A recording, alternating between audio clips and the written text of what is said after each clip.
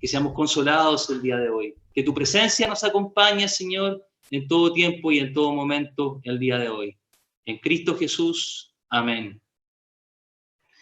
Qué rico poder verles este día sábado, así como el resto de los días sábados.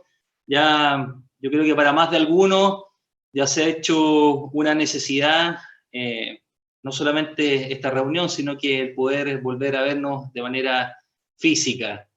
He escuchado a muchas personas que, si bien obviamente agradecen esta plataforma y que tenemos la posibilidad el día de hoy de estar reunidos acá y viéndonos al menos por cámara, pero que extrañan ese toque, ese saludo, ese abrazo afectuoso que nos hacía tan común a nosotros durante nuestras reuniones en los días sábados de manera presencial.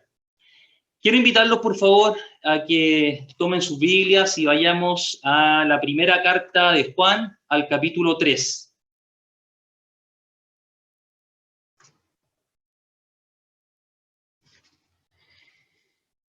Y que nos detengamos un segundo antes de comenzar en el versículo 18. Dice así: hijitos míos, no amemos de palabra ni de lengua, sino de hecho y en verdad. Este ha sido un gran desafío para mí. Creo que en el último tiempo he estado tratando de aprender lo que significa amar de verdad. Amar a mi familia de verdad, amar a mis padres de verdad, amar a mi esposa de verdad, amar a mis hijos de verdad, amar a la gente de verdad, amar al ministerio de verdad. Y por cierto, también este último tiempo me he visto desafiado a entender y comprender qué significa amar al Señor Jesús de verdad. Yo quiero invitarlos, así como Juan Francisco al inicio nos comentaba algunos versículos acerca de lo que era permanecer. Quiero invitarlos el día de hoy a que Biblia entendamos qué significa amar y permanecer en Cristo.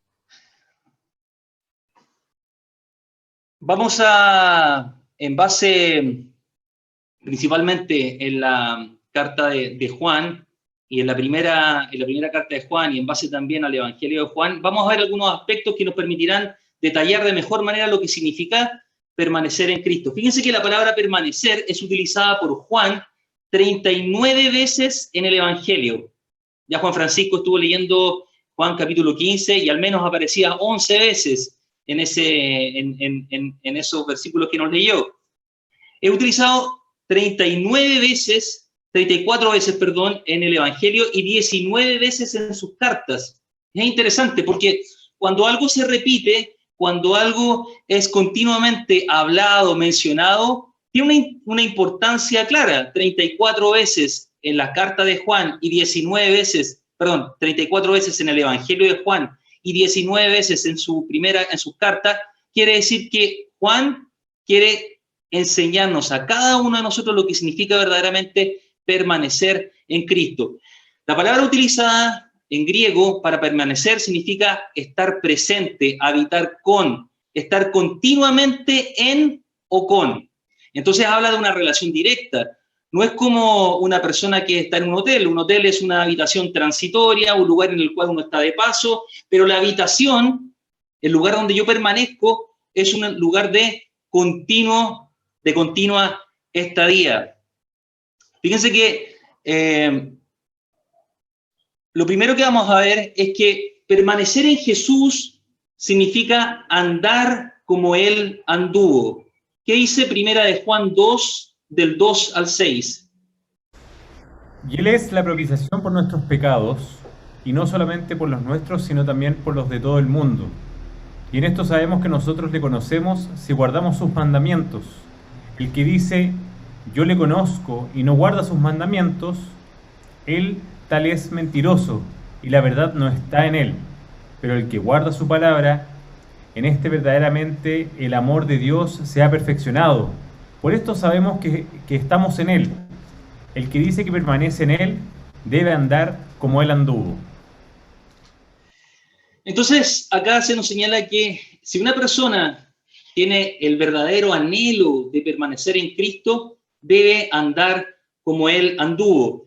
Andar como Él anduvo significa conocer cuáles eran las actitudes, los comportamientos de Cristo, conocer cuáles eran sus anhelos, conocer cuáles eran sus pisadas. Una persona que está creciendo en Cristo, una persona que va avanzando, es una persona que cada día se parece más a Jesús. Pablo, en una de sus cartas, dice: sed imitadores de mí, así como yo soy de Cristo. Y en otra carta él también señala que fuimos hechos conforme al Señor Jesús, conforme a su Hijo, el cual es primogénito entre muchos hermanos. Y a mí me gusta mucho esta figura de ser primogénito entre muchos hermanos. Para, bueno, los que no saben, tengo 2 hijos, Andrés el mayor, Daniel el menor, y esta figura de ser primogénito me llama mucho la atención porque el menor, que es Daniel, actualmente está imitando absolutamente en todo al mayor, que es Andrés. Y digo en todo, en las cosas buenas, como también aquí, en aquellas cosas que no son tan buenas, pero es un imitador de todo. Me llama la atención entonces cómo si nosotros como seres humanos tendemos a imitar a otras personas, cuando vamos creciendo también imitamos a nuestros padres, tomamos las actitudes de nuestros padres, aquellos que tal vez tengan amigos empiezan a imitar a sus amigos, empiezan a imitar aquellas actitudes también de sus amigos. Vemos también que aquellos que permanecen en Cristo tienen el llamado de imitar la actitud y el comportamiento de Cristo, conocer cómo era Cristo. Fíjese que el mayor anhelo de una persona, de un hijo de Dios, es parecerse a Cristo. Nuestro anhelo entonces es vivir como Cristo vivió. Pero el versículo que nos acaba de leer Israel, y por favor si están en sus casas, le pediría que también lo tuvieran. Ahí dice que nosotros debemos andar como Él anduvo. Debemos andar. La palabra deber que se utiliza acá en el griego es una palabra de obligación. Es un mandamiento. Y más aún, la raíz de la palabra habla de que es una deuda, es un pago por algo. Ahora, para entender por qué es un pago por algo, que también lo estábamos leyendo en hace algunos minutos, dice que Él fue propiciación por nuestros pecados. Ese es el motivo por el cual nosotros debemos andar como Cristo anduvo, porque hay una deuda nuestra hacia el Señor. Y aquí, por favor, quiero aclarar, aquí no es un punto de salvación. La salvación, todos la entendemos que es por gracia y por fe en el Señor Jesucristo, y no es por obras. Las obras no son para ganar la salvación, sino que lo que nos dice Juan, que las obras son como resultado en agradecimiento por la salvación y por el perdón de nuestros pecados. Entonces, en aquella persona que se manifiesta este anhelo permanente de querer andar como Cristo anduvo, esta persona comprende entonces que hay un cambio en su vida como agradecimiento a su salvación y al perdón de sus pecados. No para obtenerlo, sino que como gratitud al hecho realizado por Dios. ¿Qué significa esto? Significa entonces que nosotros debemos estudiar la vida de Cristo, comprender de mejor manera cómo fue Cristo. Y la mejor manera de entender cómo fue Cristo es ir a los evangelios. Quiero dar un ejemplo. En Lucas, en el capítulo 7, se nos muestra un evento muy particular. Tenemos a un fariseo llamado Simón, que hace una gran cena, un gran banquete en su casa. En este banquete, que estaban disfrutando muchas personas, de repente ocurre una escena que quiebra el ambiente y entra una mujer pecadora, dice Lucas capítulo 7, entendemos que tal vez era una mujer, una prostituta, y esta mujer irrumpe en el lugar. Y otro actor principal de esta historia es Jesús. Entonces nosotros, si vamos al Evangelio, en este caso a Lucas capítulo 7, podríamos enfocarnos en el fariseo y en su actitud orgullosa, y cómo él no decide vivir como Cristo vive, no decide tomar los pasos de Cristo. Podemos enfocarnos también, y eso no está mal, podemos también enfocarnos en la mujer pecadora que admite su pecado y ella es perdonada. Y tampoco eso está mal. Pero lo que primeramente nosotros debiésemos extraer de esta pequeña historia es la actitud de Cristo. Eso es lo que debía quedarnos a nosotros. Cómo fue su misericordia, cómo fue su perdón, cómo Él, aún conociendo cómo era esta mujer, la acogió y la perdonó. Ser como Cristo, entonces, y andar como Él anduvo, significa tener la misma actitud que Cristo, una actitud de misericordia, una actitud de compañía, de acoger a esta mujer. No significa andar como Cristo anduvo, que nosotros vamos a perdonar pecados, eso lo tenemos claro, pero lo que sí nosotros podemos hacer claramente es consolar a una persona y llevar a los pies de Cristo a esta persona en el entendido que Cristo es el único que puede perdonarle los pecados y darle una nueva vida. El anhelo entonces de cualquier hijo de Dios es conocer a Cristo y estar en su presencia. Pedro, una vez que muchas personas, después de haber escuchado un discurso muy fuerte de Cristo, muchas personas lo dejan, y Jesús le hace una pregunta a Pedro, y le dice, Pedro, ¿tú también te irás? ¿Tú también te alejarás como estos que se alejaron? ¿Tú también te irás como estos que estaban contentos hasta hace algunos minutos, pero que escucharon la verdad de mis labios? ¿Tú también te alejarás? Y Pedro le dice, pero Señor, ¿a quién iré? Solo tú tienes palabra de vida eterna. Un hijo de Dios entonces decide caminar y permanecer en Cristo porque comprende que solamente hay vida en el Señor. ¿Qué significa entonces conocer un poquito más de las actitudes de caminar como Cristo anduvo? ¿Cuáles eran los principios que tuvo Cristo? Quiero invitarles también ahí que en sus casas vayan a Mateo capítulo 5 en sus Biblias. Mateo capítulo 5. Algunas personas describen el sermón, la bienaventuranza, como la constitución del reino de Dios. Dicho de otra manera, serían los principios básicos bajo los cuales se mueve el reino de Dios. O serían las características que tiene Cristo. Por lo tanto, serían también las características que nosotros debiésemos adoptar. Se nos habla entonces que cómo era la actitud de Cristo. Se nos dice que debiésemos ser pobres en espíritu porque Cristo fue pobre en espíritu. Dependió completamente de Dios. Se nos dice también que bienaventurados los que lloran, y Cristo lloró. Se nos dice también que bienaventurados los mansos, y Cristo fue un hombre manso. Entregó el dominio de su carácter a Dios. Se nos dice también que son bienaventurados los que tienen hambre y sed de justicia. Habla del carácter que nosotros debiésemos tener, de hambre y sed de la justicia verdadera. La justicia verdadera es la justicia de Dios, la justicia que está en contra del pecado, no de la justicia del hombre.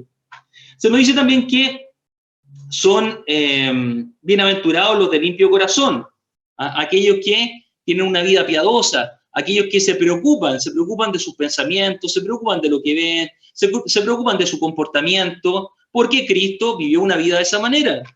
Se nos dice también que bienaventurados son los pacificadores, como Cristo. Pero fíjese que si usted tiene una vida como la de Cristo, le quiero adelantar algo. Tal vez no es una muy buena noticia, pero si usted decide tener una vida como la de Cristo, si usted decide andar como Cristo anduvo, entonces usted va a ser perseguido. Hay una forma en la cual usted puede evitar la persecución, aunque usted no lo crea. De verdad, hay una forma en la cual usted puede evitar la persecución, y es simplemente fracasar en su vida piadosa. Si usted fracasa en tener el carácter de Cristo, yo le puedo garantizar que usted no va a sufrir persecución. ¿Y por qué sufrió Cristo persecución? Porque fue claro en su principio. Fíjese que fue, antes que Él designara que nosotros fuéramos sal y luz, Él mismo fue sal y luz para el mundo. La Biblia habla que Él fue la luz verdadera, y Él también es sal para el mundo. Fíjese que la sal, sabemos que en el concepto positivo, la sal preserva, pero la sal también, cuando es puesta en una herida abierta, en una herida que está aún podrida, la sal arde, la sal quema, la sal produce dolor. Y Cristo fue eso lo que hizo en este mundo. En un mundo que está lleno de dolor, en un mundo que está con principios que están podridos, Cristo, siendo la sal, generó dolor. Y fíjese que si usted es capaz de vivir la vida y andar como Cristo anduvo, es muy probable que usted también provoque dolor en algunas personas. Hace una semana atrás estaba conversando con un ex compañero de trabajo y hablamos acerca, yo le he estado compartiendo ya hace más de un año, y él ha estado como una montaña rusa, titubeante. De repente me llama, me escribe, me dice cómo estoy, si puedo orar por alguien, pero después en el tiempo es como esta semilla que cae entre las piedras, que rápidamente, como no echa raíz, entonces se seca. Y conversábamos respecto a un punto y me preguntaba, bueno, ¿qué opinas tú al respecto? Y yo le dije la verdad de lo que pensaba al respecto. Y él me decía, pero Rodrigo, ¿sabes qué? Tú pensando de esa manera y hablando de esa manera, vas a atraer muy poca gente a tu religión. Y yo le decía, pero ¿sabes qué? Yo no tengo como objetivo atraer gente a mi religión. Yo lo que tengo como objetivo es que la gente conozca a Cristo. No me interesa quedar bien con la gente. Si yo para quedar bien con la gente tengo que mentir, entonces prefiero quedar mal con la gente. Y yo creo que si usted realmente tiene como principio andar como Cristo anduvo, entonces la verdad del Señor va a ir delante. Y créame que usted, sus palabras, su actitud van a producir ardor en las heridas de muchas personas. Y Cristo también, ¿por qué fue rechazado? ¿Por qué fue perseguido? Porque Él fue luz para el mundo. Él dice que fue la luz verdadera, venía a este mundo, pero la gente rechazó la luz. ¿Y por qué rechazó la luz? Porque sus obras eran malas. Rechazaron la luz y prefirieron las tinieblas porque sus obras eran malas. La luz de Cristo expone el corazón del hombre. Mire, recuerdo el hecho hace algunos años atrás cuando ocurrió este tema de la mina San José, y los mineros pasaron mucho tiempo bajo tierra. Sus ojos se acostumbraron a la oscuridad que estaba ahí.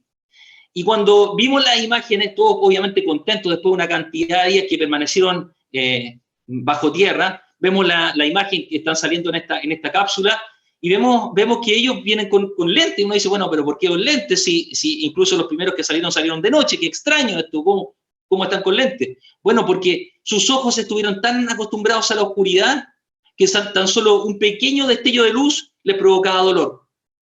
Del mismo modo, aquellos que han estado acostumbrados a la oscuridad, a las tinieblas en sus vidas, la luz de Cristo les provoca dolor, les provoca rechazo. Fíjese que el rechazo, la persecución llega a tal punto que llegan a hablar mal de las personas. Y la gente se preocupa de lo que están haciendo. Me encanta esta historia de Cristo, de Jesús, cuando va por este campo de trigo y él con sus discípulos están con hambre, y el Señor le dice, bueno, comamos de acá, saquemos espigas porque tenemos hambre. Y el Señor, junto con sus discípulos, comienzan a sacar el trigo y comienzan a comer. Y los fariseos le dicen, es pecado, estás quebrantando la ley. Bueno, no nos vamos a enfocar en la parte doctrinal, si tenemos claro que no era un quebrantamiento de la ley, pero no quiero que nos enfoquemos en aquello, sino que quiero que nos enfoquemos en otra cosa. Y usted se haga esta pregunta. ¿Qué tenían que hacer los fariseos en ese campo de trigo? Absolutamente nada. ¿Qué es lo que estaban haciendo? Estaban buscando algo, estaban persiguiendo a Cristo para hablar mal de Él.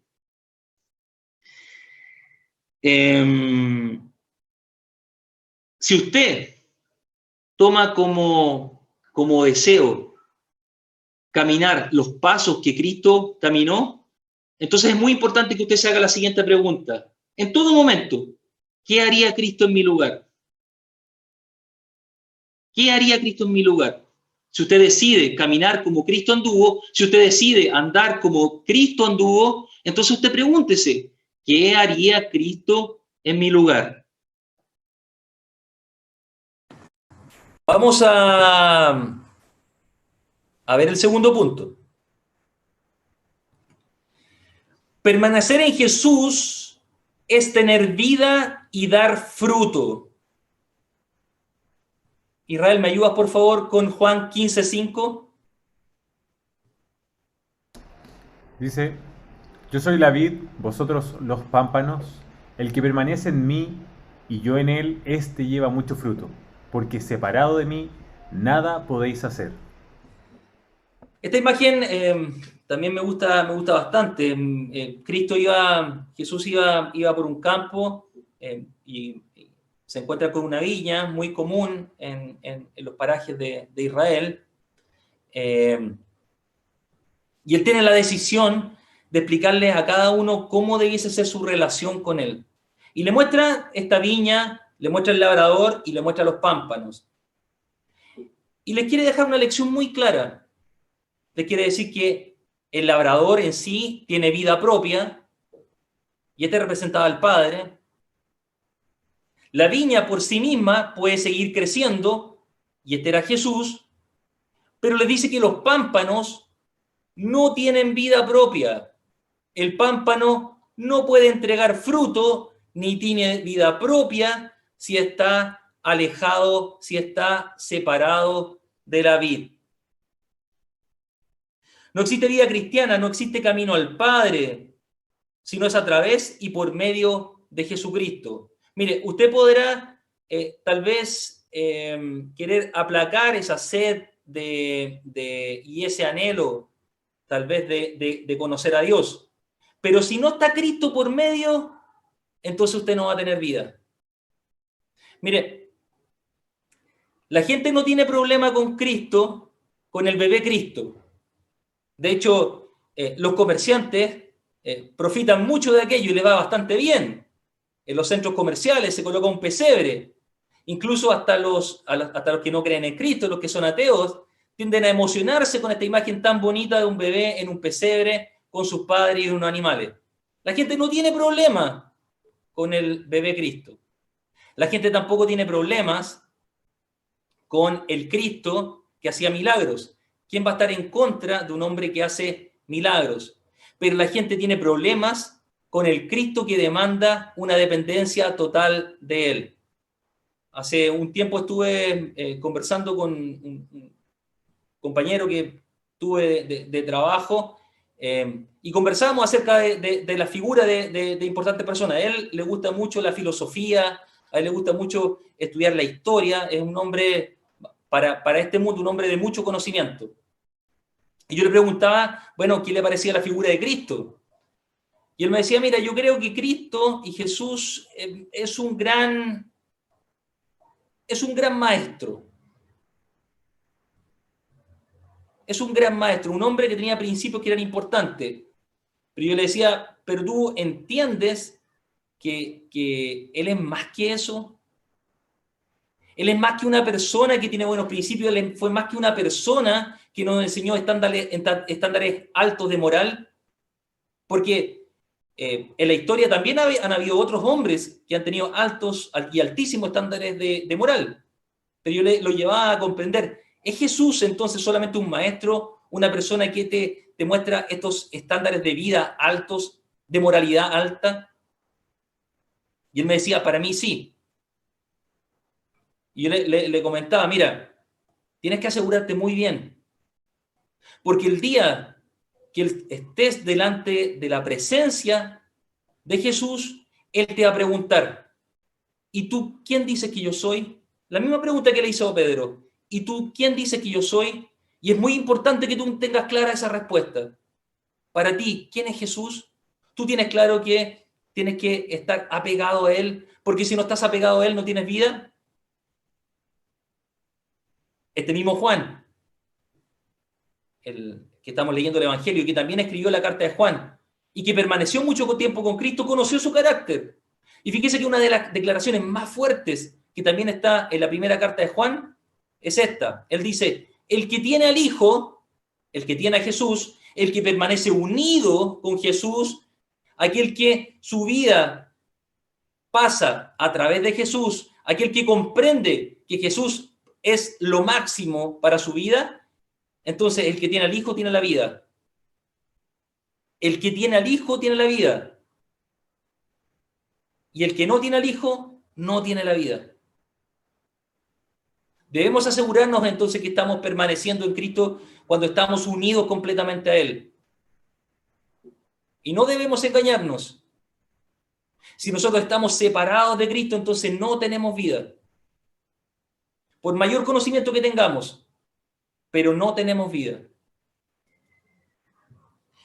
Cuando estamos entonces unidos a Él, como el pámpano está unido a la vid, también el Padre aprovecha de hacernos crecer con más fruto, y para eso nos poda. Entonces el Padre empieza a ver todo aquello que impide el crecimiento de mayor vida en nosotros, en nuestro carácter, en nuestra forma de ser, y empieza a podarla. ¿Para qué? Para que podamos dar más fruto. Mire,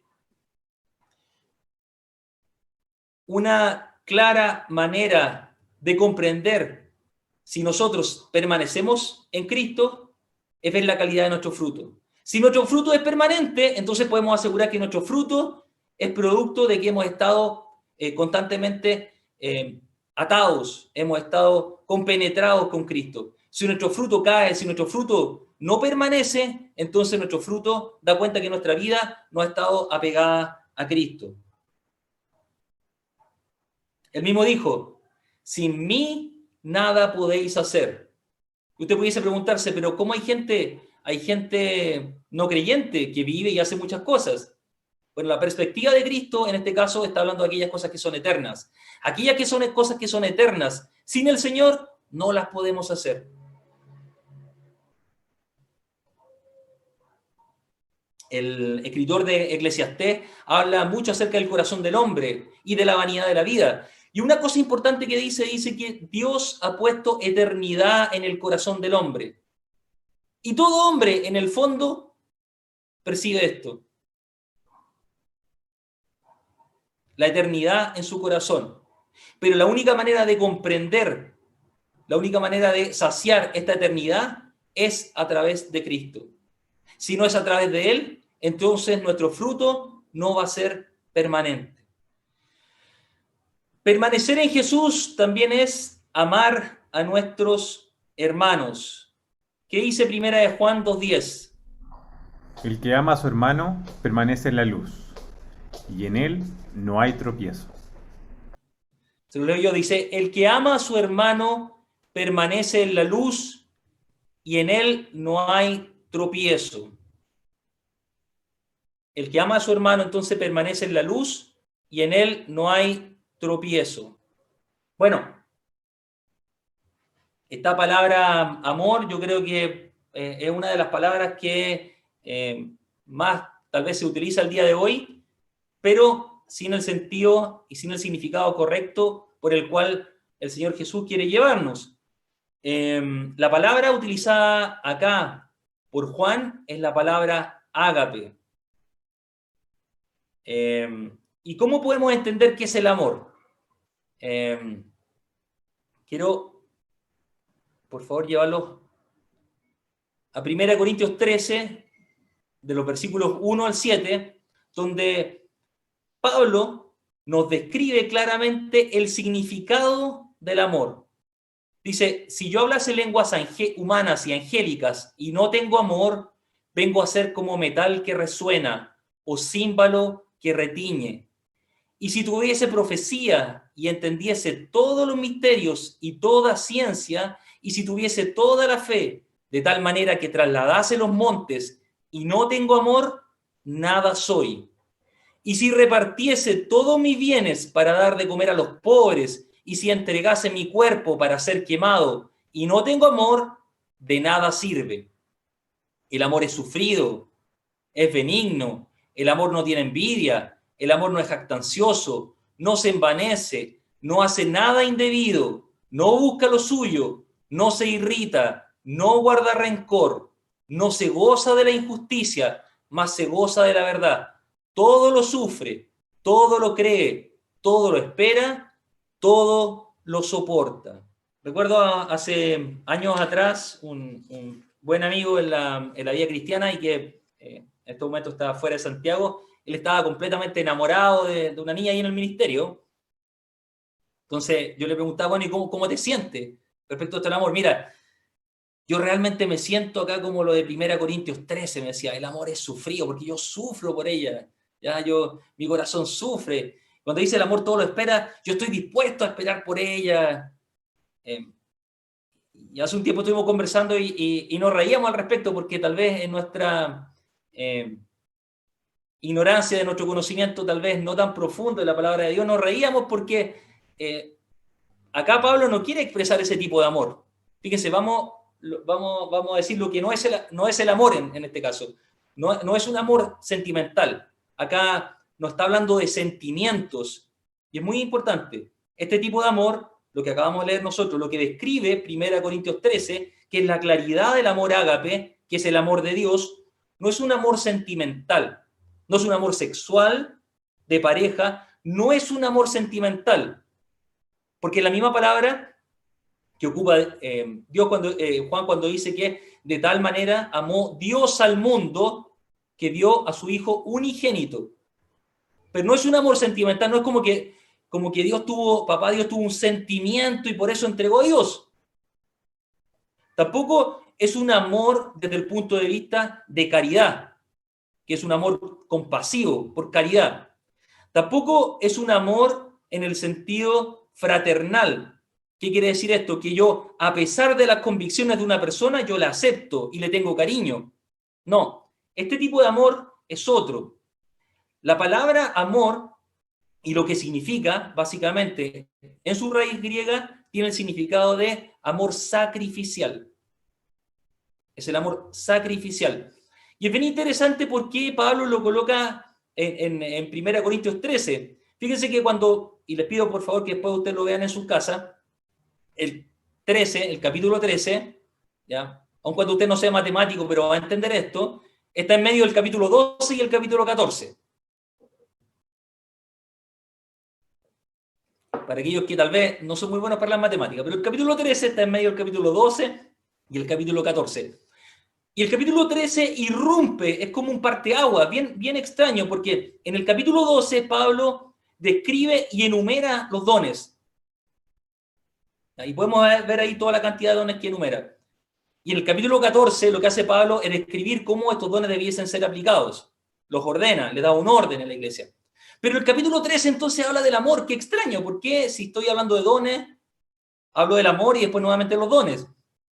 Y es básicamente porque la iglesia de Corintio tenía abundancia de dones, pero no había amor en la iglesia de Corintio.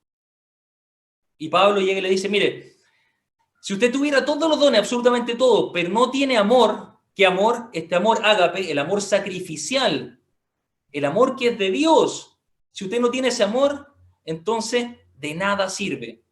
Sus actos van a ser como un címbalo que retiñe, es decir, como un metal que resuena, algo que suena hueco, ¿ya? Algo que suena sin ritmo, algo que es un llamado de un platillo, pero que no tiene una armonía, no es de gusto para el oído, es desarmonioso.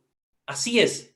Todo lo que usted haga, así le dijo Pablo a la iglesia de Corintio, si usted no tiene amor por sus hermanos, si no es un amor sacrificial por sus hermanos, no tiene sentido. No tiene sentido. No importa la cantidad de dones que usted tenga, pero no importa. Si no hay amor, de nada sirve. Porque el amor es más importante. ¿Y qué es lo que hace Pablo?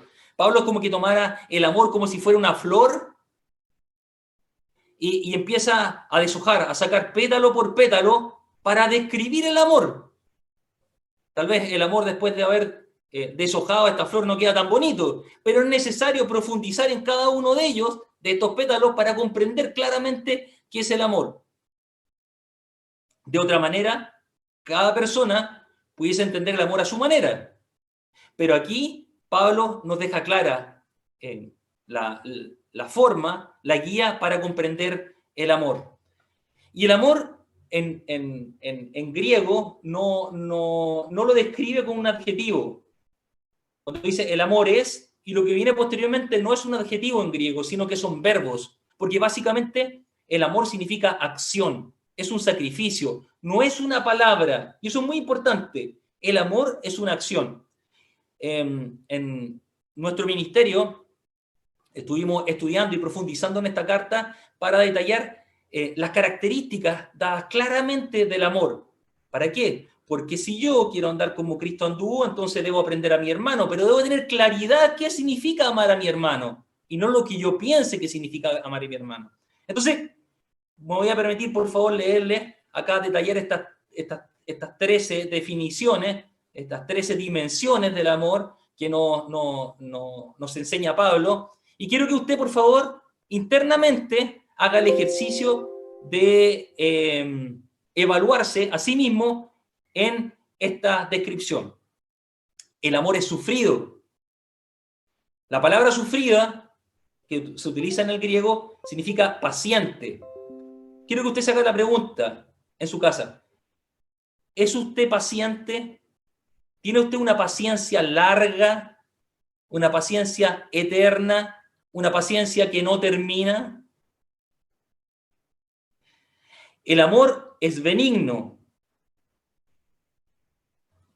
¿Es capaz de usted dar al otro para satisfacer las necesidades de esa persona?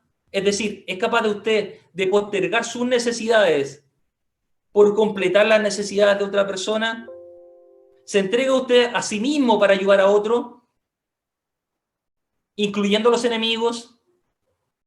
Porque claramente es fácil y muy fácil amar o ser benigno con aquellos que nos aman. Pero usted es capaz de ser benigno con aquel que no es benigno con usted. Dice que el amor no tiene envidias. Entonces, el amor no tiene celos por ningún motivo. ¿Es usted un hombre o una mujer celosa? Y aquí no estamos hablando del celo de Dios, por supuesto. ¿Ya? ¿Tiene usted envidia de lo que tiene el otro? Y que no necesariamente sea algo material. Fíjese que Pablo, ¿por qué lo describe así? En la iglesia de Corintios, algunos envidiaban los dones de otra persona y ardían y no se enfocaban y no amaban el don que habían recibido. Desde ese punto de vista, entonces, ¿es usted una persona celosa? ¿Es una persona que tiene envidia? El amor no es jactancioso y el amor no se envanece. Fíjese que la primera pudiesen parecer similares, ambas palabras, lo que es la jactancia y una persona que se envanece. Pero la jactancia habla más acerca de las palabras de la soberbia y el envanecimiento habla acerca de la actitud de la soberbia. Entonces, el jactarse simplemente es hacer que la gente quiera lo que usted tiene. Fíjese que en el anterior, en el no tiene envidia, usted no envidia lo que tiene, pero en la jactancia usted hace que otros envidien lo que usted tiene. Usted hace sentir al resto como que usted es superior a ellos y eso necesariamente es lo opuesto al amor. Entonces, sus declaraciones son jactanciosas, hay envanecimiento en su corazón y en su actitud. El amor no hace nada indebido. Indebido significa que, usted se haga esta pregunta, usted se conduce de una manera inapropiada. ¿Es desconsiderado usted o desconsiderada de manera que esto pudiese afectar a otra persona? A veces no nos damos cuenta, respondemos de manera que no corresponde y efectivamente tal vez no está la intención en nosotros. Pero la pregunta es, ¿somos conscientes de aquello? ¿Lo conducimos de una manera que sea como algo primordial para nosotros no afectar al otro? Recordemos que el amor no se enfoca en mí, nuevamente es sacrificial, se enfoca en el otro. El amor no busca lo suyo. El amor no busca lo suyo. ¿Está usted solamente interesado por sus propias cosas? ¿Está usted solamente interesado o interesada por su propio destino, por su propio bienestar? ¿O está usted también interesado en la vida o en las obras de otra persona?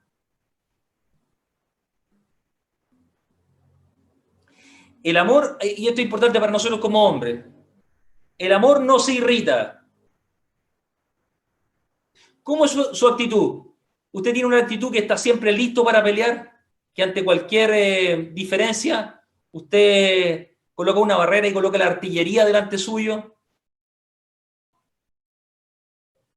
El amor no guarda rencor. Y aquí quiero detenerme para explicar algo. La palabra rencor que se ocupa es la palabra logizomai en griego. Y es interesante porque el logizomai era un cuaderno que llevaban los contadores para anotar las deudas de las personas. Entonces, una persona que guarda rencor es como una persona que fuese un contador que guarda las cuentas de aquellos deudores que tiene. Entonces, ¿es usted una persona que olvida las cosas? ¿Usted permanentemente las guarda y ante una pequeña diferencia las saca adelante de la otra persona? El amor dice que no se goza con la injusticia, más se goza con la verdad. Y acá hablamos que esto no es de la justicia humana. Esto es muy importante. Aquí es si usted se goza o no se goza con la iniquidad. ¿Qué es la iniquidad? Es el pecado. ¿O usted se goza con la verdad? El amor todo lo sufre. El amor, a partir de una consideración y respeto, entonces es una preocupación honesta por el valor real de la otra persona y hará todo lo que sea posible por cubrir o suprimir el pecado de esa persona. El amor genuino se rehúsa a dejar mal a una persona frente a otra. Yo siempre recuerdo un versículo que aprendí hace mucho tiempo que dice que uno no debiese exponer la desnudez de su hermano. ¿Es usted una persona que expone públicamente la desnudez de su hermano? El amor todo lo cree. ¿Qué significa? El amor todo lo cree. ¿Es usted una persona que su primer pensamiento respecto de otra persona es algo bueno? Fíjese que aquí ¿por qué también es importante? El Señor nos habla mucho acerca del daño del chisme, sea verdad o no sea verdad. Cuando uno se hace partícipe de un chisme, lo que ocurre es que uno ya queda prejuzgado, predeterminado con un pensamiento respecto a otra persona. Y cuando alguien le habla a uno respecto a esa persona, el primer pensamiento que viene respecto de aquella persona no es un pensamiento bueno. Y acá dice que nosotros debemos creerlo todo. ¿Pero qué debemos creer? Que debemos creer lo bueno de las personas.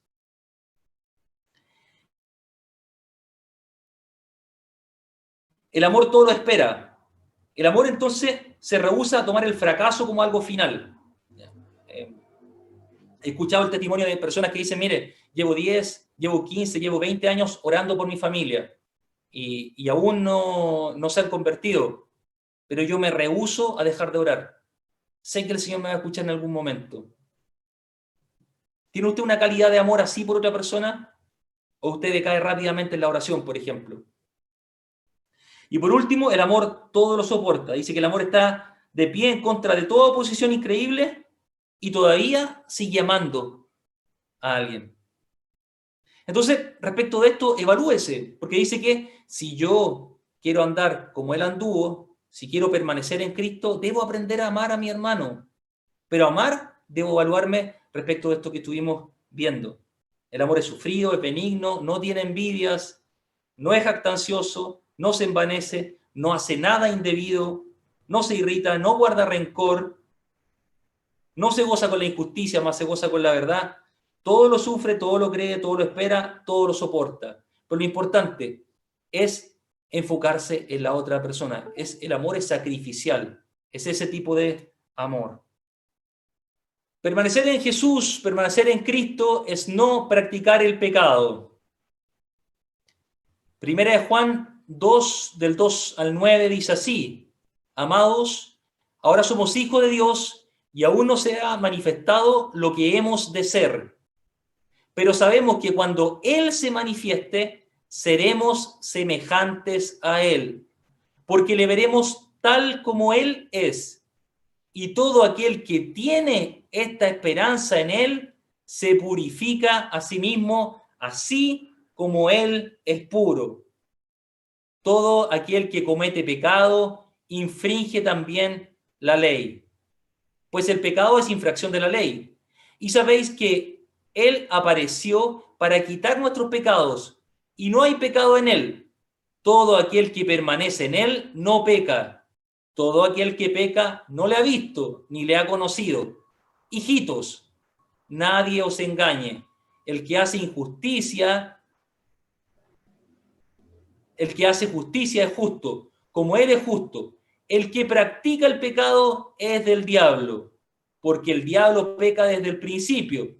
Para esto apareció el Hijo de Dios, para deshacer las obras del diablo. Todo aquel que es nacido de Dios no practica el pecado, porque la simiente de Dios permanece en él. Y no puede pecar porque es nacido de Dios. ¿Qué pudiésemos decir al respecto? Si alguien tal vez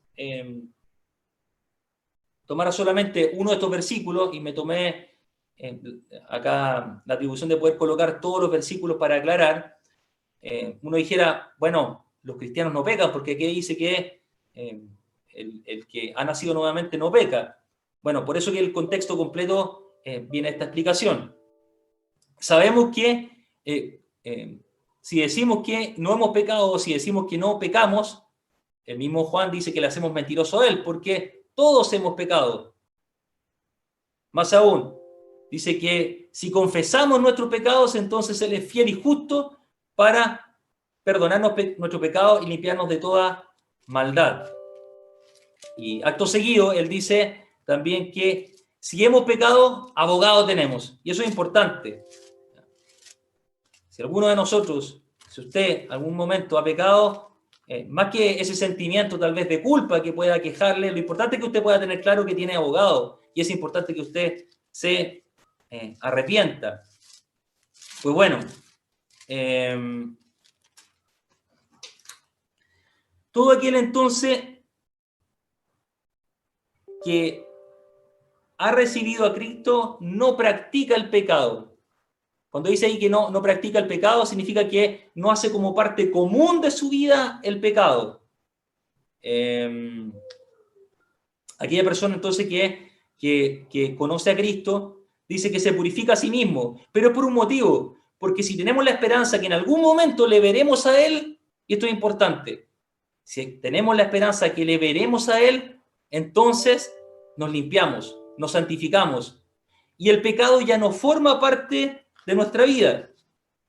El pecador vive con naturalidad en el pecado. Aquel que es hijo de Dios se siente incómodo, se siente no agradado. Y aquí quiero recordar un poco la figura del hijo pródigo. Este hijo pródigo que estaba en la casa del padre, que lo tenía todo con su padre, tenía el cuidado de su padre, tenía la provisión de su padre, pero decide voluntariamente alejarse de su padre.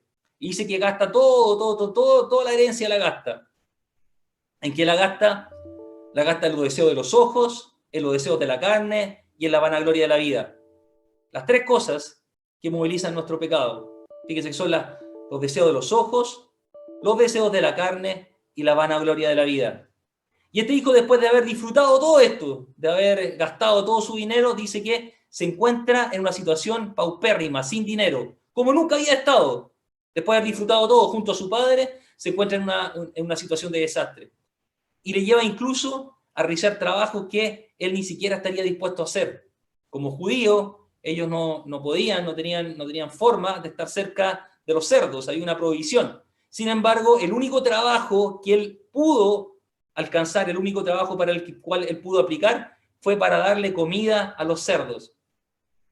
Y en un momento, él, con su boca puesta llena en el barro, con las algarrobas ahí, se ve en esa condición y se da cuenta que ese no es su lugar. Se da cuenta que esa no es su condición. Lo mismo pasa con un hijo de Dios cuando peca. Se da cuenta claramente que él no puede practicar el pecado. Se da claramente cuenta que eso no corresponde a su vida. Los hijos de Dios entonces pueden entrar en una posilga, pero no desean permanecer en esa situación, porque se sentirán miserables, sucios, despreciables, porque como hijos de Dios conocieron la luz y la bondad del Padre. Es posible que usted se sienta tentado o que se sienta tentada. Es posible que usted caiga en una situación de pecado. Es posible. Pero también podemos afirmar con firmeza que Dios puede librarle del pecado y que también Dios tiene el poder para poder perdonarle. Solamente si usted se arrepiente y confiesa su pecado y se lo pide con humildad. Así como este hijo pródigo que con humildad se arrepintió, se dio cuenta de su situación y volvió a los pies de su padre. Usted puede estar completamente seguro y segura entonces que Dios a usted le va a restaurar la paz y el gozo que había perdido por alejarse de él. Permanecemos en Jesús cuando las convicciones y fundamentos de la vida cristiana permanecen en nosotros. Entonces, permanecemos en Jesús cuando las convicciones y fundamentos de la vida cristiana permanecen en nosotros. Primera de Juan 2:24 dice, lo que habéis oído desde el principio permanezca en vosotros. Si lo que habéis oído desde el principio permanece en vosotros, también vosotros permaneceréis en el Hijo y en el Padre. En este punto no me quiero extender mucho porque ¿qué es lo que hemos oído desde el principio? Y es el mensaje de Cristo. Yo básicamente lo quisiera resumir acá en lo que nosotros conocemos como las 4 leyes, que son los 4 principios básicos de la vida espiritual. El primer principio básico es que Dios nos ama y tiene un plan maravilloso para nuestras vidas, un plan de desarrollo, un plan de plenitud, un plan de poder desarrollar aquella persona que el Señor quiere que seamos. Un plan tal vez para saciar ese anhelo de eternidad que hay en el corazón suyo y en mi corazón. Hay un libro que se llama Divino Romance, en el cual el autor describe esta... Yo cuando me pidieron que lo leyera dije, oye, este es un libro de relación matrimonial. Y en absoluto no era para nada aquello. Es un libro precioso que describe en la forma de una obra de teatro cómo Dios desde el principio fue preparando la obra y fue preparando a esta novia para recibirla al final, para poder amarla. ¿Por qué? Porque él simplemente porque él quiso amar a su novia. Y es interesante porque él dice que en un momento no había nada y él creó todo. Y desde ahí su plan fue de tener a esta novia para ser amada. Y esta novia es su iglesia. Usted y yo formamos parte de la iglesia. Usted y yo formamos entonces parte del plan de Dios para ser amados y poder ser desarrollados y plenos completamente. Pero la segunda ley espiritual señala que el pecado separa al hombre de Dios. Dios no puede tener relación con el pecado. No puede tener. Y desde el principio el hombre ha decidido por voluntad propia, desde Adán hasta el día de hoy, vivir su vida a su manera. Y a muchos les molesta esto. Muchos dicen, no, pero es que entonces yo no puedo creer en ese Dios, porque ¿cómo es un Dios que me obliga? ¿Cómo?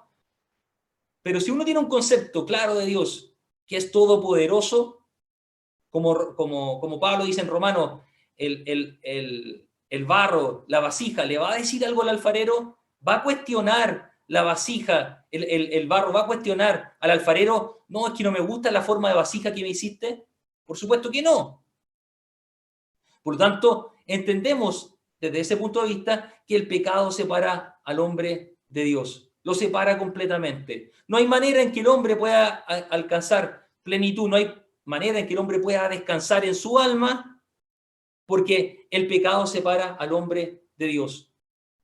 La tercera ley nos señala también algo muy importante, que Dios ha provisto una solución que viene de Él y termina en Él. Dios decidió entregar a su Hijo como propiciación para el pecado suyo y mío. Pero la cuarta ley dice que es necesario que cada persona reconozca en su corazón al Señor Jesús como su Señor y su Salvador. Esto es lo que hemos oído del principio y no hay otra cosa que debamos oír. Fíjese que cuando a Pablo en la primera carta a los Corintios, en el capítulo 2, él tiene claro esto y dice, mira, no me propuse predicar otra cosa entre vosotros, sino a Jesús y a este crucificado. Todo el resto era alegoría, pero el mensaje medular era este: el hombre es pecador, necesita un Salvador, este Salvador es Cristo, y es importante que tú transformes tu vida por Cristo, y entonces el Señor va a transformar también tu vida. No hay otro mensaje. Y Pablo también le dice a sus discípulos, le dice, mire, si hay alguna persona que venga con algún otro mensaje diferente de este, que pueda ser bonito, pueda ser atractivo, simplemente el tal sea anatema. Y esas son palabras fuertes. Entonces nosotros permanecemos en Cristo cuando el mensaje original de la Biblia, su mensaje original, permanece también en nosotros. ¿Cuál es su mensaje? Que nosotros tenemos la necesidad del Señor Jesús en nuestras vidas. Permanecemos en Cristo también cuando confesamos su nombre. Primera de Juan 4:15 dice, todo aquel que confiese que Jesús es el Hijo de Dios, Dios permanece en él y él en Dios. Recuerdo que Jesús a sus discípulos les contó una historia, le dice, mire, aquel que es fiel en lo poco, aquel que es capaz de apreciar aquello que tiene, Dios lo va a poner sobre mucho. Y lo que cada uno de nosotros tiene, por claro, es el nombre de Cristo. Cuando usted dispone su corazón, créame que cuando usted dispone su corazón, realmente, cuando usted le ha orado al Señor y usted dispone su corazón, el Señor coloca gente delante suyo para que usted le hable acerca de Él. En este último tiempo, a pesar de la pandemia, el Señor nos ha puesto una cantidad de personas para compartirle de manera increíble. Mire, nos llamaron hace un tiempo atrás, una persona nos llamó desde Estados Unidos para pedirnos si podíamos orar por otra persona que se encontraba en México. Después otra persona nos llamó y nos pidió si podíamos hacer oración por una señora que estaba bastante grave en Temuco. Y oramos por aquella persona. Oramos por una señora que tenía cáncer en Temuco y lo estaba pasando muy mal, con mucho dolor. Al día siguiente que oramos por esta persona, pregunto que cómo estaba. Y la hija nos escribe y nos dice, les quiero contar algo. Mi madre durmió anoche como no había dormido hace mucho tiempo. Durmió con una paz, con una tranquilidad, como hacía mucho tiempo no dormía. Estuvimos conversando con una amiga de la familia que su tío se encontraba bastante grave. Tenía el síndrome de Guillain-Barré, que es un síndrome que básicamente afecta las células nerviosas, afecta las vainas que están alrededor de las neuronas. Y esta persona pasó por diferentes procesos. Tuvo coronavirus, llegó al hospital, se pegó el coronavirus en el hospital, después volvió a la casa, y después por este síndrome que no sabía lo que tenía, tuvo que volver al hospital, se pegó esta bacteria en el hospital, estuvo intubado cerca de 15 días y estuvo con un respirador artificial, mecánico, perdón, asistiéndole a la respiración porque no podía respirar. Cuando preguntaba esta persona por su tío, bueno, ¿y cómo está él? Bueno, los médicos me dicen que está muy grave. Tiene comprometido el páncreas, tiene comprometido el hígado, tiene comprometido los pulmones, está muy grave y no sabemos si realmente va a poder sobrevivir. Bueno, y nos dispusimos, junto con ella, compartiendo la palabra, nos dispusimos también a orar por esta persona. Y poco a poco el Señor fue sanando a esta persona. Me dice, ¿sabes qué? Es increíble, pero mi tío está un poquito mejor el día de hoy. Preguntábamos un par de días, ¿cómo está tu tío ahora? Mira, está un poco mejor y ya está saturando mejor, está respirando mejor. Un par de días después preguntamos, ¿y cómo sigue? Bueno, ahora ya le quitaron el respirador mecánico. Y ahora dado que está con una traqueotomía, está aprendiendo a hablar. Aún lo están alimentando por sonda. Y preguntamos después, bueno, ¿y cómo sigue? Bueno, ahora está alimentándose poco a poco. Y después preguntamos, ¿cómo sigue? Bueno, ahora está haciendo ciertos ejercicios, hasta que dejó el hospital y está en estos momentos en su casa. Mire, cuando usted dispone su corazón, realmente el Señor va a colocar gente delante suyo. Me he encontrado con muchas personas cuyo anhelo es decir, mira, me encantaría tener una cantidad de discípulos, me encantaría, pero yo les he preguntado, ¿pero tú has dispuesto tu corazón para aquello? ¿Eres agradecido con lo que tienes? Porque si es así, el Señor va a colocar gente delante tuyo. El Señor es el principal preocupado que tú puedas compartir. Si tú dispones tu corazón, el Señor va a colocar gente delante tuyo para que tú le hables acerca de Él. Tengo un compañero de trabajo que estábamos durante el almuerzo conversando, en el gerente de producción estábamos conversando y comenzamos a hablar. Y no me acuerdo por qué salió el tema y yo le comenté que yo hacía mucho tiempo participaba en una iglesia, en una comunidad cristiana, y me dice, sí, ¿en serio? Me dijo, yo te quiero contar algo. Y él es muy serio. Yo, cuando chico, iba mucho a la iglesia, me dijo, muchísimo a la iglesia. De hecho, mi mamá y mi papá son evangélicos. ¿En serio? No tenía la más mínima idea. Sí, me dijo, son evangélicos. Y yo me animaba bastante a participar. De hecho, estaba, pero era muy partícipe de la iglesia. Hasta que tuve que ir a Santiago a estudiar. Y el pastor me dijo, el pastor que era de ahí a la iglesia era acá a Santiago, entonces yo estudiando acá me hacía el tiempo y me iba con él el fin de semana, hasta porque la iglesia quedaba fuera de Santiago, me iba el fin de semana y me iba conversando mucho con él, pero me consumió esto del trabajo. Entonces yo le hacía un desafío, le dije, mira, te hago un desafío.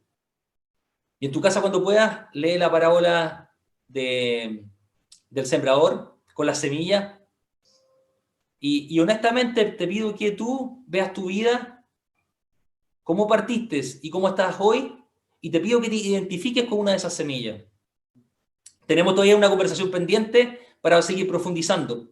Pero lo que quiero expresarles es que está lleno de personas, lleno absolutamente. El Señor dijo que a sus discípulos, mostrándole un campo de trigo, le dijo, miren, los trigos, el campo de trigo está blanco, está listo para cegar. Es cosa que ustedes vayan y se dispongan para ir a cegar. ¿Usted está dispuesto a eso? ¿Está dispuesta? ¿Hay disposición en su corazón para ir a compartir la palabra de Dios? Por último, y para ir terminando, el que permanece en él no se avergonzará en su segunda venida. Dice, y ahora, hijitos, permaneced en él, para que cuando se manifieste tengamos confianza, para que en su segunda venida no nos alejemos de él avergonzados. Qué fuerte esto, ¿eh? Esto es como... Hay dos formas de verlo. Una, que es la que espero que no ocurra con nadie de los que está este día presente en esta reunión. Es como lo que le pasó a aquellos discípulos que le dijeron, Jesús, Señor, Señor, en tu nombre echamos fuera demonios, en tu nombre hicimos muchos milagros. El Señor dice que muchos se van a presentar así delante de Él, creyendo que habían hecho la voluntad de Dios, creyendo que habían seguido sus pasos, creyendo que habían permanecido en Cristo. Hay muchas personas que piensan que permanecen en Cristo. Y este era un grupo de personas. Pensaban que habían permanecido en Cristo porque habían hecho milagros, pensaban que habían permanecido en Cristo porque habían echado fuera demonios. A simple vista, es tentador pensar, pero ¿cómo? Una persona entonces que hace milagros, una persona que echa fuera demonios, ¿no permanece necesariamente en Cristo? No necesariamente. Porque el Señor les dice posteriormente, alejaos de mí, hacedores de maldad. Nunca os conocí. Nunca os conocí. Estas personas entonces se van a acercar a Cristo y le van a hablar a Él como si lo hubiesen conocido. Pero son personas que no permanecieron en Él. Son pámpanos que dieron frutos solos. Son pámpanos que no dieron fruto en la vid verdadera. Son pámpanos que dieron frutos en otra vid, pero no en la vid verdadera. Son personas que no decidieron seguir las pisadas de Cristo, no decidieron andar como Él anduvo. Son personas que tal vez practicaron el pecado, aun cuando hacían milagros, aun cuando echaban fuera demonios. Fueron personas que no se tomaron el tiempo en entender qué significa amar a su hermano. Son personas que, a pesar de hacer milagros, a pesar de echar fuera demonios, fueron personas que no tuvieron el tiempo para comprender lo que significaba su segunda venida y estar preparado para aquello. Fueron personas que tal vez no se preocuparon en compartir la vida de Cristo y cómo Cristo transformó sus vidas. Fueron personas que tal vez no tuvieron ese tiempo y se dedicaron a otras cosas. Y el Señor que les dice, nunca os he conocido. Yo me imagino ese tipo de vergüenza, que alguien se acerque al Señor en su presencia y diga, Señor, ¿cómo estás? Perdóname, ¿cómo te llamas tú? ¿Cuál me dijiste que era tu nombre? No, perdóname. No te conozco, nunca te he conocido. No solamente es una vergüenza grande, es un dolor grande. Yo espero de verdad en el Señor que ni a usted ni a mí nos pase eso. Por eso que es importante que nosotros comprendamos y entendamos qué significa permanecer en Él. Para ir terminando, permanecer en Él, entonces, significa estar atado a su vida, significa conocerle plenamente, significa conocer su carácter, significa conocer quién es Cristo. Cuando usted entonces conoce quién es Cristo, entonces Cristo también está en usted. Y lo más importante, usted va a tener vida plena, abundante y vida eterna. Le invito a orar esta tarde, por favor. Incline su rostro en su casa, ahí donde está. Entendiendo y teniendo la plena seguridad que el Señor está en este lugar, que el Señor nos acompaña el día de hoy. Él dijo que Él permanecería también junto a nosotros, no solamente en nosotros, sino que también en medio nuestro. Si usted cree realmente que la palabra de Dios es verdad y que la palabra de Dios se cumple, entonces el Señor Jesús está en medio nuestro en este momento. Oh Señor, te damos las gracias esta tarde por este tiempo que tú nos permites para conocer más de ti. Gracias, Señor, porque hoy me has enseñado y nos has enseñado, Señor, que no debo amarte y no debo decir que te conozco o no debo decir que permanezco en ti solamente de palabra. Nos has desafiado esta tarde, Señor, a tener una calidad de vida igual a la tuya. Y como dice el apóstol Pablo, no pretendo yo haberlo ya alcanzado, por supuesto, me estiro al supremo llamamiento. Cada día voy de victoria en victoria y cada día nuestro carácter debe parecerse más al carácter de Cristo. Hoy me desafías, Señor, nos desafías a todos a conocer más de ti. Mire, si usted piensa que ya conoció demasiado, que ya conoció suficiente acerca de Cristo, entonces significa que aún no le conoce. Entonces significa que usted está en la misma posición de aquel hombre que dijo, Señor, solo de oídas te había oído. Hoy día me doy cuenta que hay un universo completo, Señor. Un universo completo aún para conocerte. Hay tanto, Señor, que ingreso en tu palabra y me siento desafiado, Señor, y me muestra nuevos aspectos de tu carácter, Señor. Que realmente me animas, Señor, a desarrollar en mí. Perdóname, Señor, porque tengo una vista tan corta. Perdónanos, Señor, porque nos quedamos satisfechos con aquello que es superficial y no somos capaces de escudriñar en tu corazón y de buscarte, Señor, tal cual eres. Perdónanos, Señor. Nos conformamos con aquello que es fácil, Señor. Y a veces apagamos la voz de tu Espíritu que nos desafía, Señor, a buscarte más y a conocerte más.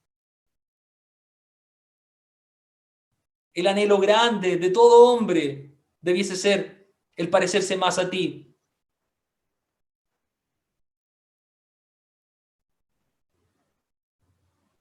Señor, después que tú ascendiste,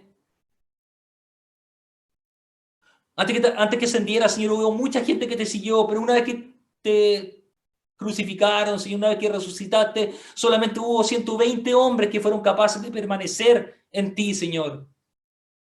Solo 120, miles, Señor, alimentaste a 5.000, a 3.000, una multitud te seguía, Señor, pero solo 120 fueron capaces de permanecer en ti, Señor, y de buscar la recompensa en ti.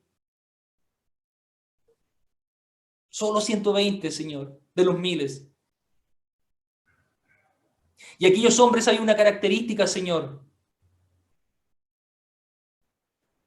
Tu palabra dice que se les reconocía que habían estado contigo. Se les reconocía por su rostro, se les reconocía por sus actitudes, se les reconocía por su carácter, por sus decisiones, por sus pensamientos. Señor, queremos ser como esos 120. Que el mundo, Señor, nos vea y te vea a ti, Señor. Hay tanta necesidad de ti en el mundo, Señor, pero hemos sido, Señor, tan displicentes con nuestras vidas, Señor, que ya no te ven a ti, Señor, o ven una imagen distorsionada de ti. Oh, Espíritu de Dios, llévanos esta tarde, Señor, y llévanos estos días, Señor, como veíamos, Señor, durante esta semana en nuestro DIL, a estar preparados, Señor, a preparar camino, Señor. El Rey viene y hay que preparar camino, el camino de nuestras vidas, allanar, Señor, aquello que no corresponda, levantar aquello que esté bajo para preparar camino para ti, Señor, en nuestras vidas. Preparar camino para ti, Señor. Llévanos, Señor, en este tiempo, Espíritu de Dios, a preparar camino para ti. Te adoramos, Señor, esta tarde.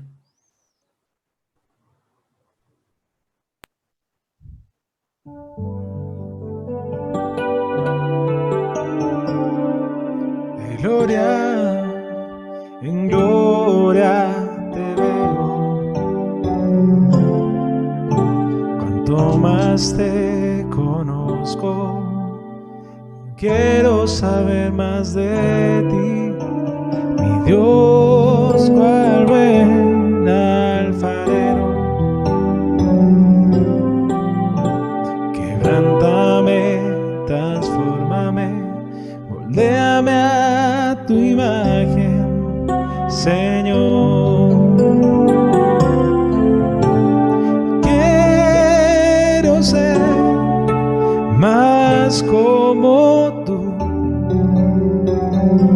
Ver la vida como tú, saturarme de tu espíritu y reflejar al mundo tu amor. De gloria en gloria te veo, te conozco, quiero saber más de ti. Mi Dios, cual buen alfarero, quebrántame, transfórmame, moldéame a tu imagen, Señor.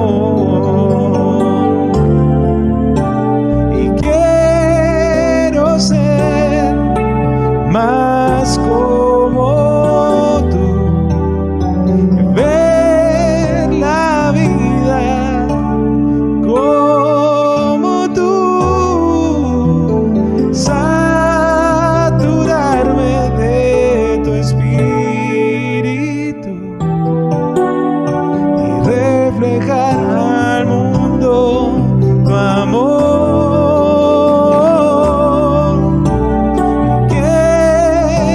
Ser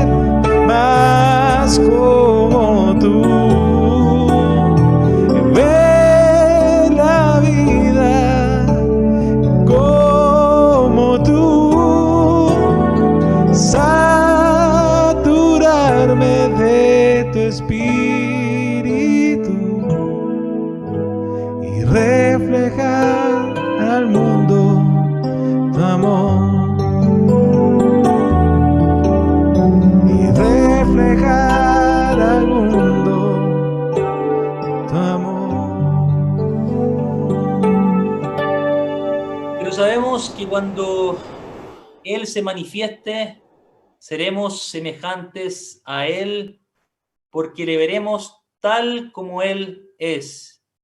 Y todo aquel que tiene esta esperanza en Él, se purifica a sí mismo, así como Él es puro. Señor, el anhelo de tener una vida piadosa no pasa solamente por un estándar moral, Señor. De ser así, todo hombre, Señor, que ha intentado esto, ha fracasado y se ha sentido insatisfecho. El anhelo, Señor, de una vida piadosa tiene que ver, Señor, con verte a ti, con no ser avergonzado delante de tu presencia, Señor, y con recibir aquel galardón cuando estemos delante tuyo. Terminemos este tiempo alabando al Señor. Quiero ser más. Quiero ser más como tú. Ver la vida como tú. Saturarme de tu espíritu y reflejar al mundo tu amor. Quiero ser más como tú. Ver la vida como tú.